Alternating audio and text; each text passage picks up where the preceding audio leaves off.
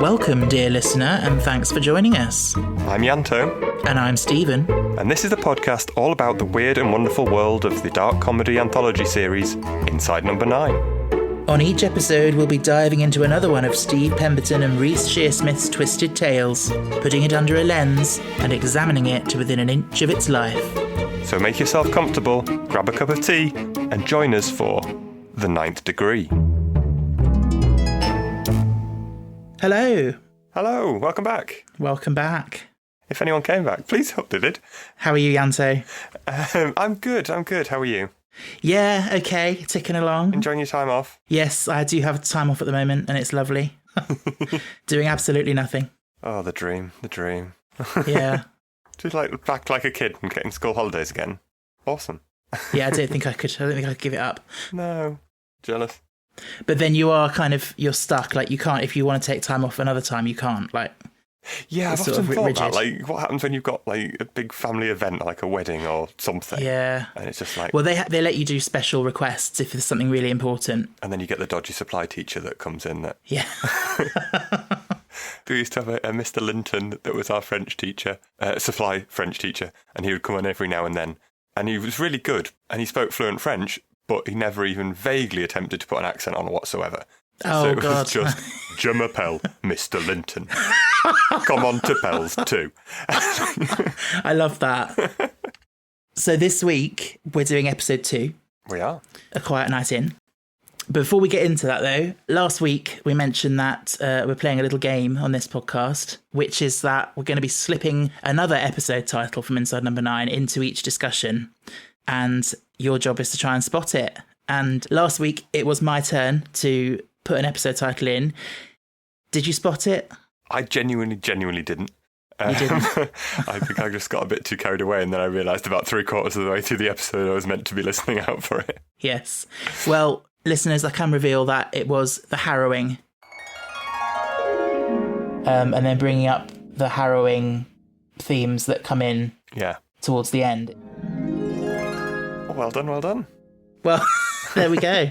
These are going to get They are. I'm looking forward titles. to seeing how we get some of them in. Like, yeah. We subtly get the trial of Elizabeth Gadgin. Yeah.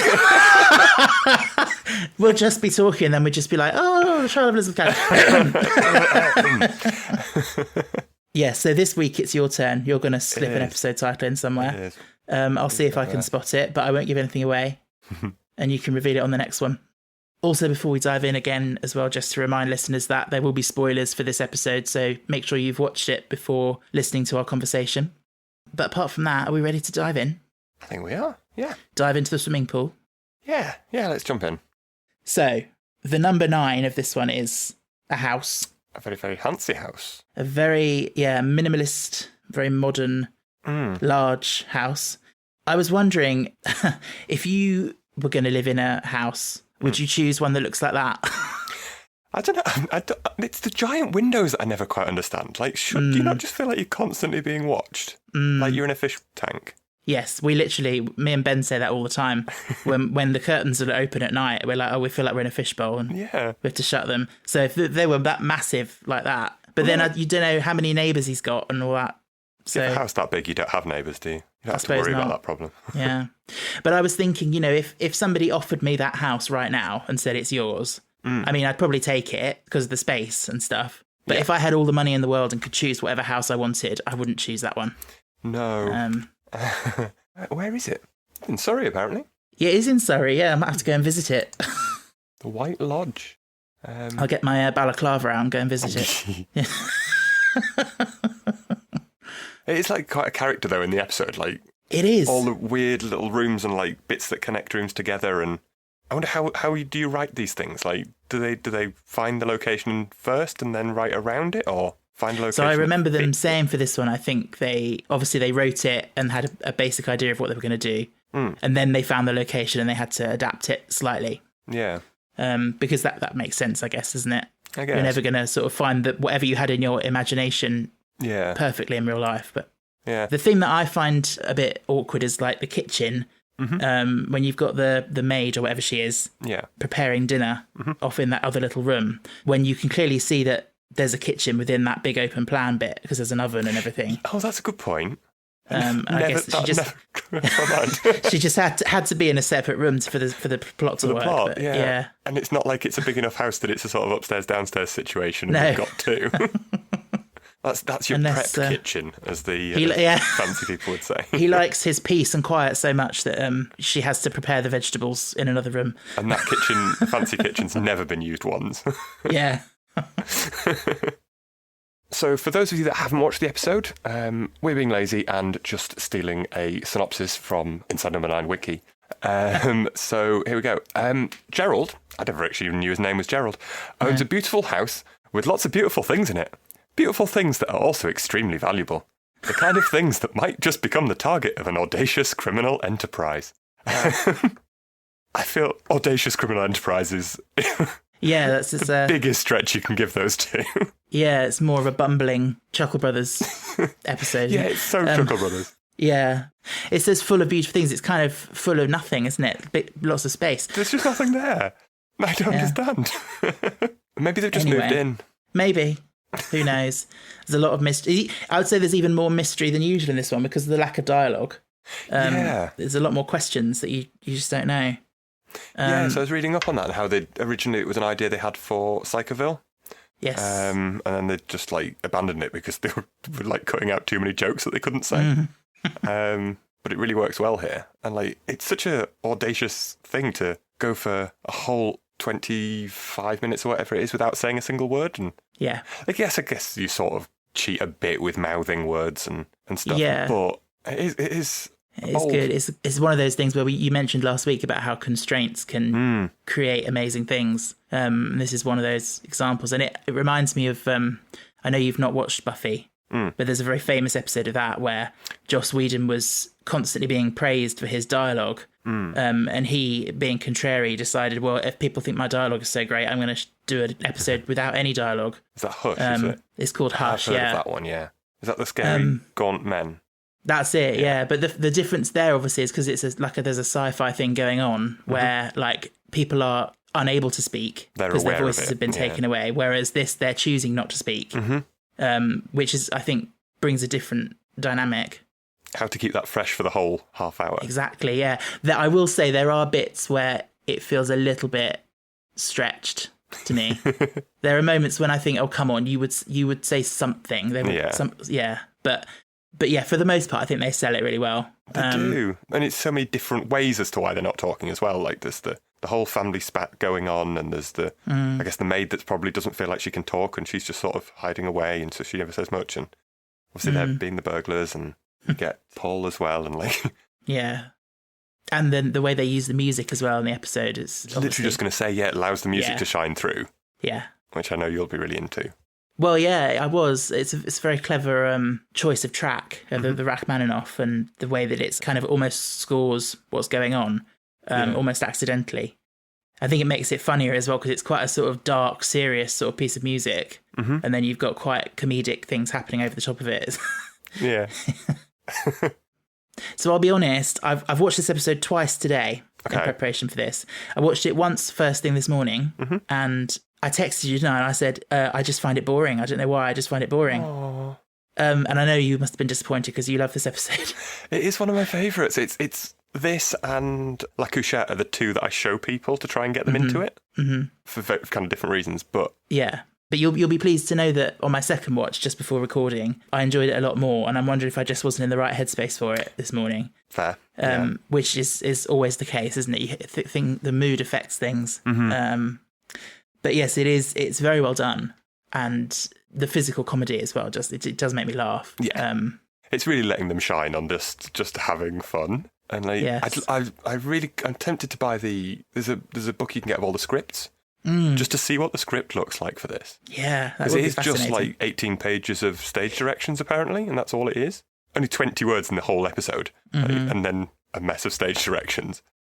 But apparently it's very very scripted. Everything's exactly, the stage direction is exactly what they're doing. Yeah. I wondered how much of it might be improv and sort of made up as they went along.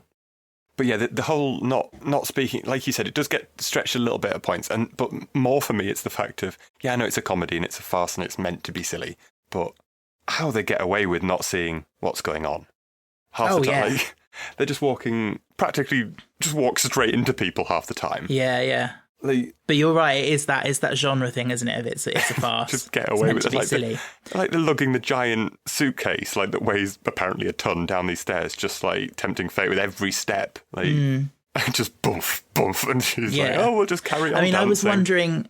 When I was watching it, I was thinking, I wonder if it might have been quite a fun twist if Gerald had turned out to be deaf and they didn't realise, and they've been trying to be quiet the whole time, and then it didn't even matter anyway. Yeah, but yeah, it's the thing that gets me as well is right at the beginning with that shot of the window and the light coming on in the garden. Yeah, like that. Those floodlights are massive and illuminate the whole garden. Mm-hmm. Surely that must reflect, and he must see that change of light. Yeah. When he's eating his soup. But he just doesn't... I guess he's preoccupied. Yeah. But it's funny. Yeah. It's a great shot, isn't it? Yeah. Oh, it's such a classic shot that just trying. They're just yeah, fuck it. I love how much you can do with foreground and background in comedy and something funny happening in the background that the foreground people don't notice. Yeah. And I love the distinction between the two as well as to between Steve and Reese's characters. I don't even know what the... Do they have character names? So apparently Reese's character is called Ray and Steve's is called Eddie.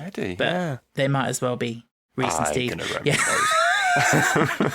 They will just get referred to by the actors.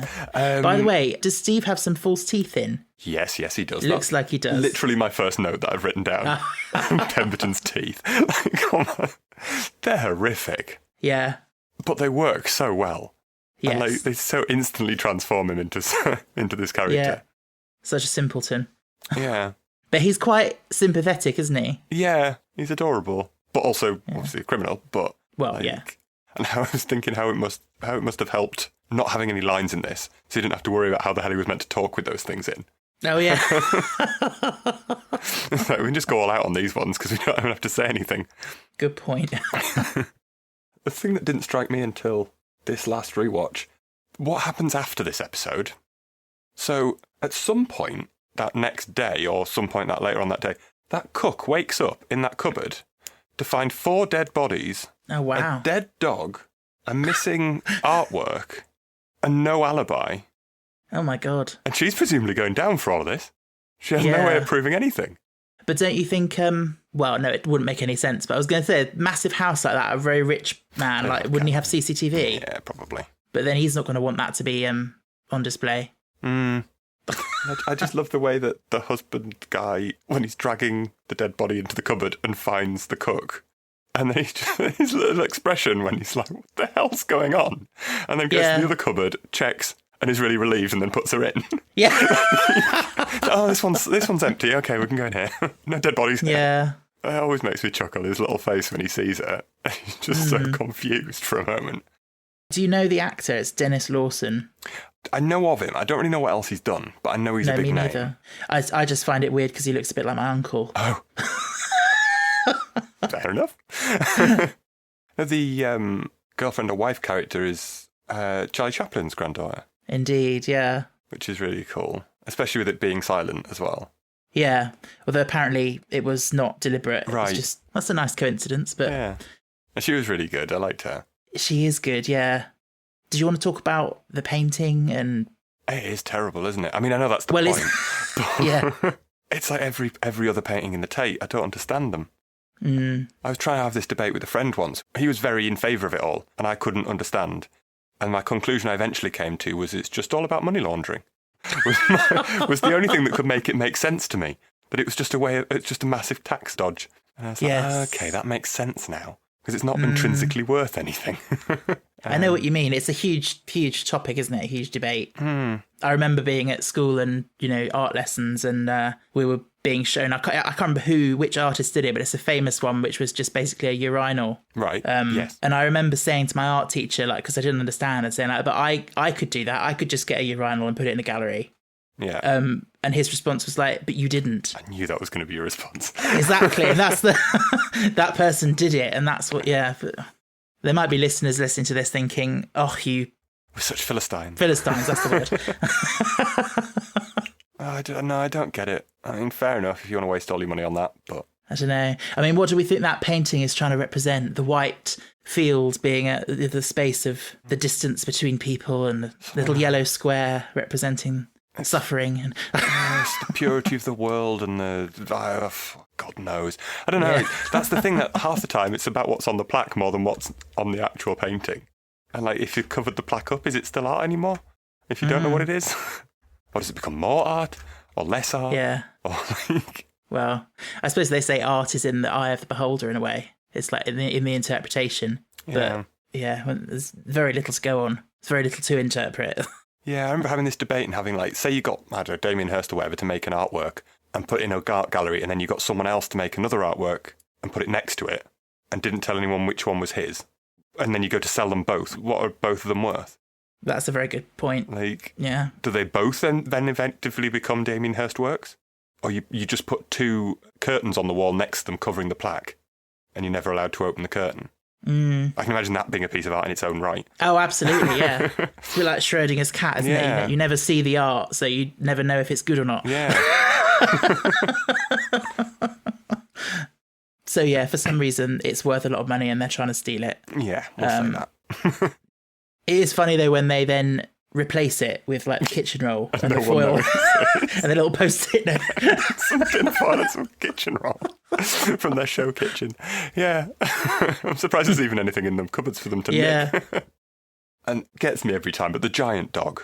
Oh my god. I love the giant dog. And Reese's reaction to it is so priceless when he's just bent over dealing with the frame and then looks up and he's like, what the hell is going on?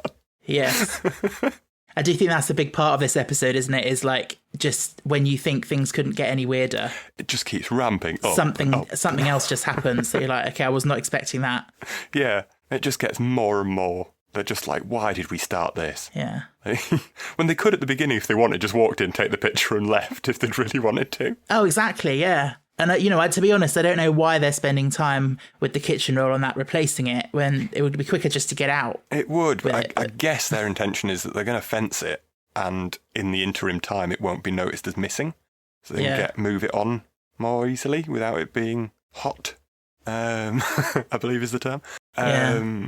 But yeah, they'd have fared a lot better if they just walked straight out with it. Yeah. But yeah, that thing with the dogs as well, it's like, it's kind of like a cartoon as well, this episode. I could just imagine it being like a Pink Panther cartoon or something. Especially the bit where they throw the dog at the window. Oh, the poor dog. Poor little dog. And apparently, I don't know if you found this out, but when I was doing my research, I found that they were, in the original script, they were intending that the dogs would come back at the end. Oh. And they would be fighting over the painting and tear it apart. Yeah. But then when they got to the location and they found it had a swimming pool, they decided to use that for the end instead, which I think is good. Yeah, that makes sense. I quite like that as well, though. That would have worked.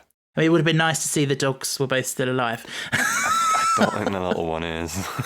Oh. After he's been jammed into the umbrella stand with an umbrella. Yeah. Poor thing. Poor Fido ain't doing well. No. What do you want to talk about next? Do we go on to... I found her name is Sabrina, apparently. The wife's reveal. Yes. So I feel like there's an elephant in the room that we should bring up, because this episode was made 2014. Yeah. Over 10 years ago now. And there is a reveal about halfway through the episode that Sabrina is a trans woman. Mm-hmm. And yeah, watching it today, I was a bit uncomfortable with the way that aspect was treated. Played for laughs, yeah. Yeah, it's kind of, it's various things, isn't it? It's the fact that it's played for laughs with her sort of peeing standing up and Reese's reaction to that. But then also the fact that she's played by a cis woman throughout the whole thing, and then that one shot you see as a man from behind. And the other thing as well, that she obviously then gets murdered as well. It's like the proportion of trans people that do get murdered and violence and stuff, it's quite sort of... it's not good, is it? And I don't really see why she needed to be trans for the story. Because back then it was a joke, I guess, and that's... Well, exactly. Yeah. That's the thing. I was watching it and I was trying to think, I was trying to give them the benefit of the doubt and think, is there some other way of looking at this? But no, I do, especially given the track record with League of Gentlemen, I do think, it probably was the tail end of that time where, because up until relatively recently, it was very common to have those kind of jokes on TV where, someone you thought was a woman is actually a man, quote unquote, and that being hilarious. Yeah. I guess not necessarily exclusively hilarious. It is a twist as well. Like, it's to throw you off what's going on as well. But it's either funny or it's a shock, and it's like it doesn't really need to be either. Yeah, right, yeah. But, you know, I don't want to moan about it like forever. I just thought it was important to mention that it's of its time, I think.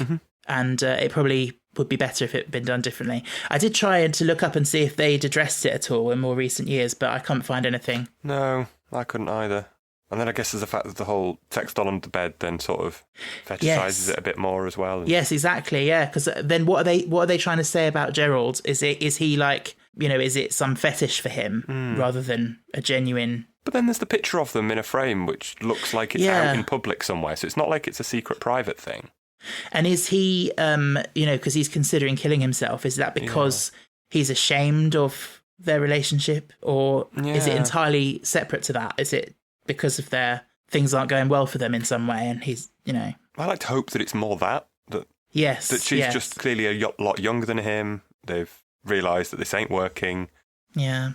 Yeah, that's all I always took it as. But there's no words, you can take it anywhere you want, I suppose. That's the thing, that's what I meant when I said earlier, like this, with no dialogue, there's a lot more leeway, and it's so many more down grey to your own areas. interpretation. Yeah. But yeah, I don't see any reason why she's trans for the story, apart from the shock value, which... You could have still had the whole joke of the sex doll under the bed thing anyway. He's just hiding. Yes. Which is funny enough as it is. Yeah. I'll just say that I would hope if they made it now, they wouldn't go down that route of using that for a laugh and what have you. Yeah, probably not. I will also say that penis on that doll is... gargantuan. Yes. Out of proportion. Yeah.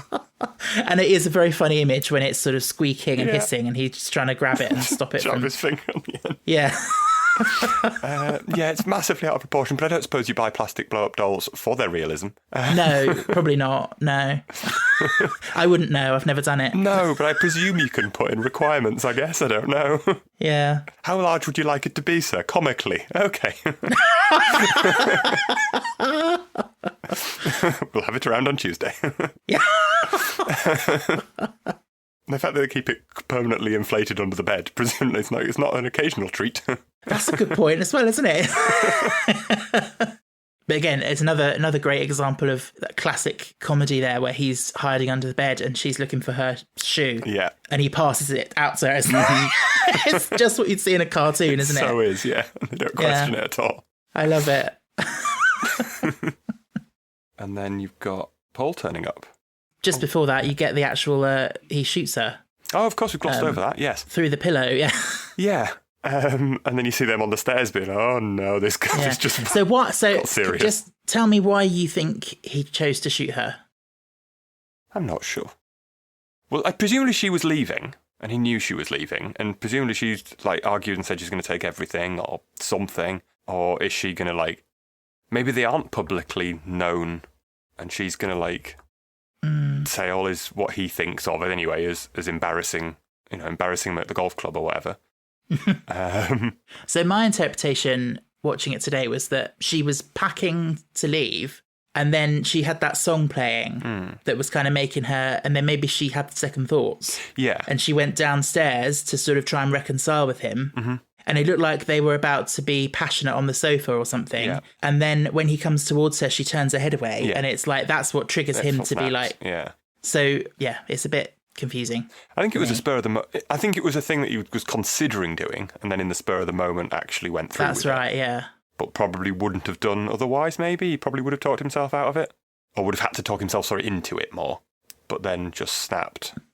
I think he was more considering shooting himself. Yeah. And then the gun happened to be there, and he was filled with rage in that moment.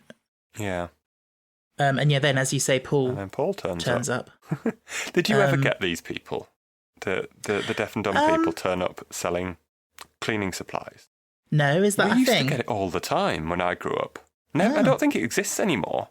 It was very much a thing that we would get people that were deaf and dumb coming to sell tea towels and mop heads and things. I don't know why specifically those products, but it was always cleaning supplies. Yeah, no, I've never come across that before, apart from in this episode. Because I was going to ask, my question was going to be, why does that character pretend to be deaf and dumb? Yeah. Because he needn't do that in order to get into the house. No.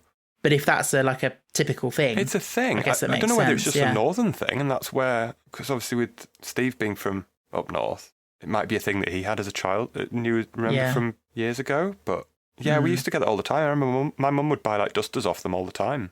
Oh, that's nice. Yeah. But I don't know. I should ask her. I don't know if you ever see it anymore. But I don't live in the little village where I grew up anymore, so I don't know. Maybe they still do there. Yeah. But either way, it's a clever way to carry on the non-speaking. Yeah. By having him turn up. And I have to say, he's so cute.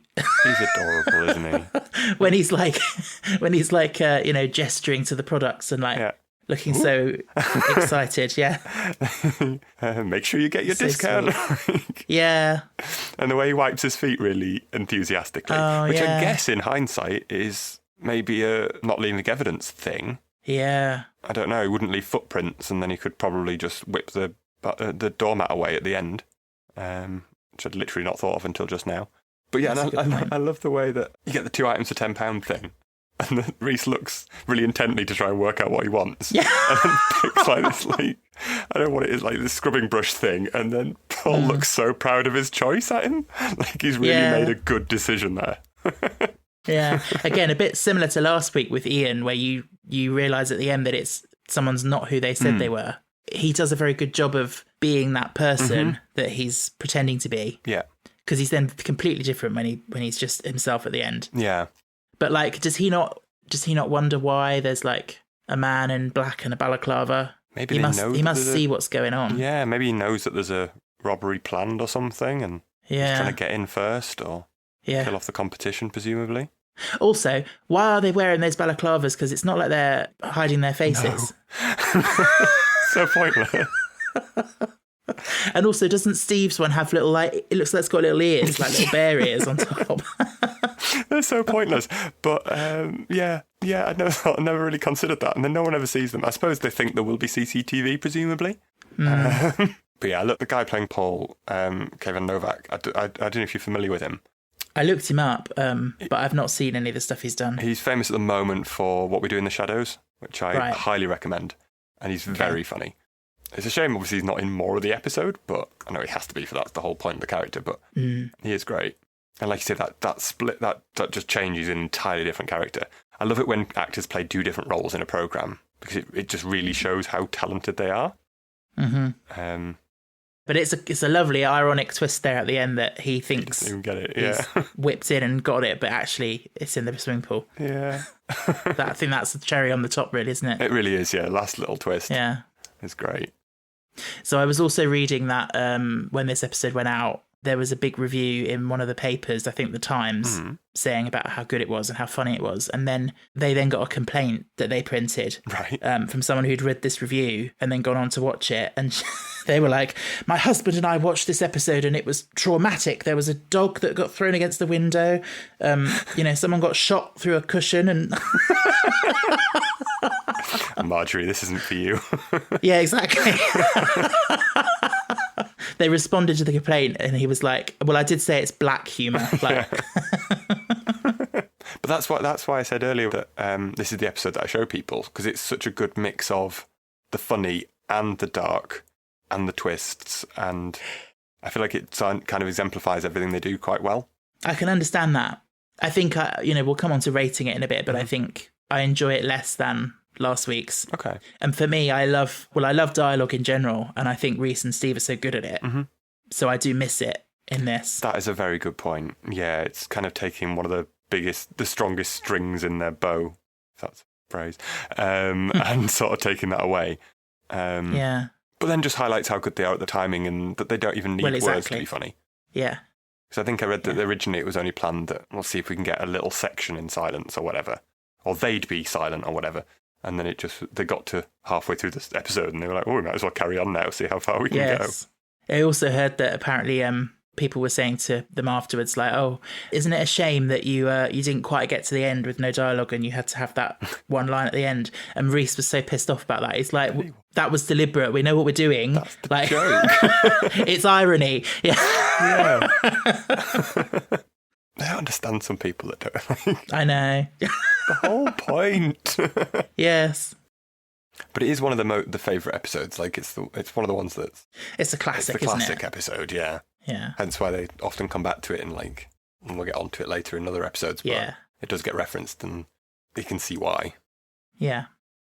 So, rating this episode out of 9, what do you score it? What do I score it? I don't want to be boring and pick the same as last week, but I really want to go about a 7. Okay. I like it more than last week, probably. But I think I will go a 7 again. Because I don't want to go high. I don't want to go an 8 because there's others that I do really enjoy more. Okay. And I feel like I'm too high up the end of the scale, and we're gonna have to start adding decimals in here to do. Yeah. But yeah, I think I'll go a 7. It's tricky. Okay. So for me, at the moment, it's between a 5 and a 6. Okay. I mean, 5 would be right in the middle, wouldn't it? Mm-hmm. And I do, like I said, I enjoyed it so much more when I watched it just now compared to this morning. So, and I do respect it for what it was doing. Mm-hmm. And it does showcase their comedy very well. I think I will bump it up to a 6. Mm-hmm. So it's still less than last week, which I gave a 7 as well. But yeah. Yeah, and that's the good thing about this programme, that you can have, if this isn't your thing, then next week it'll be totally different, so it doesn't matter. Exactly. And they can take risks, which I like. They don't always pay off, but they can take risks. Mm-hmm. So, did you spot the hair? I did. Did you? No, I did not. No. I thought I knew. I kind of guessed where it would be, and it was where I thought it would be. Okay. So it's at around 21 minutes in. It's on the chest of drawers in the bedroom. So when you see Reese trying to get into the suitcase, it's behind him on the table, on the chest of drawers. Makes sense. I feel so blind when I never spot it. The thing is, like, I've grown up always being told, "Oh, you're so observant," and I think I am in certain ways. Like, I'm quite observant about people and the way people speak and act and stuff. But when it comes to like physical observation, in fairness, that's a lot more useful than being able to spot random hairs in TV programs that are intentionally hidden. Yeah. I did start to get to, like I said, it's about the 21 minute mark, and I was like, "Oh, I've not actually seen it. I might have to Google before we record this in case I don't find it." But yeah, it is quite obvious when you know where to look for it. Yeah. Well, that's that. That's that. Thank you for discussing that. Not a problem. It's Tom and Jerry next week. It is. Jerry with a G. Jerry with a G and an I, which I haven't watched in a very long time, so I'm looking forward to a rewatch of that. Okay. That should be fun. I can't really remember. Well, I can remember what happens, but not in detail, so that should be good. Cool. Well, we'll look forward to that.